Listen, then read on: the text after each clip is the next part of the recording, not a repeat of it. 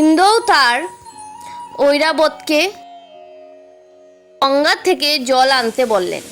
সেই জল দিয়ে ইন্দ্র কৃষ্ণকে স্নান করিয়ে বললেন, এখন থেকে আপনি গোবিন্দ নামে পরিচিত হবেন।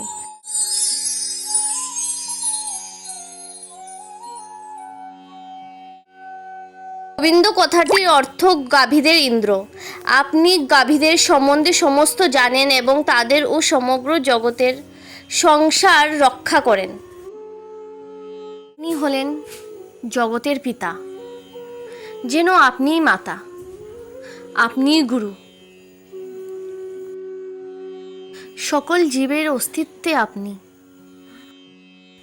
আমি কেবলমাত্র দেবরাজ ইন্দ্র, আপনার মধ্যে সকল ব্রহ্মাণ্ডের অস্তিত্ব, কিন্তু আপনি সমগ্র জীবজগতের ইন্দ্র।